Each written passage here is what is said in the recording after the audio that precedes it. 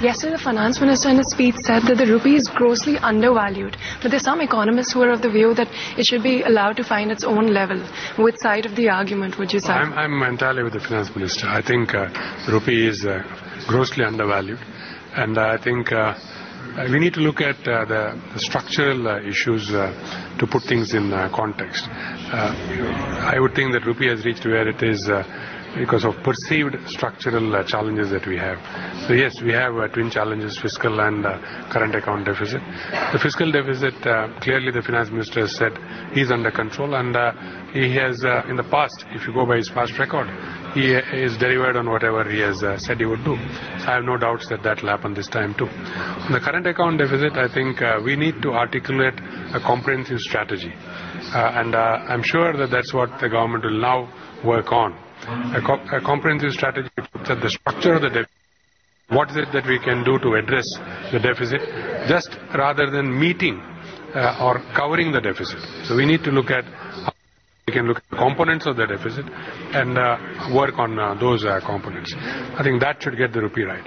See, if you look at the rupee itself, in the past there was a direct correlation between movements of the Sensex and the movement in the rupee. Just now that is broken to a large extent. Today it is on perception. The rupee is moving on perception. I cannot understand why the rupee moved by what it did yesterday or day before or the day before that either. I have no clue why it moved the way it did, because if you go into the market and look at what has happened, the actual trades have not been of a size which warrant this movement. So clearly there is something happening beyond, which we also need to understand. And I think that would have probably been in the mind of the Honorable Finance Minister in saying that the rupee is grossly undervalued, and I am with him on that front. But both the Finance Ministry and the central bank's measures to put the rupee, curb the rupee fall, have fallen flat on their face. And yesterday the Finance Minister, if you heard him, said he pinned it on communication failure. Would you agree with that? Yeah, I would think that there are two challenges. One is action in a holistic manner on the various components of deficit, and the second is communication. And I would think that both of these will need to be addressed.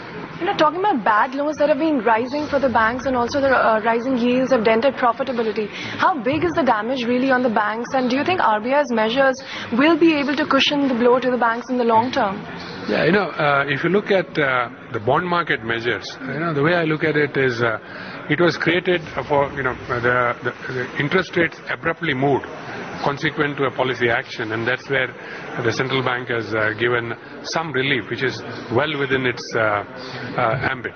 And in any case, we must remember that these are government bonds, and you hold them to maturity, you are going to get the interest rate that is specified.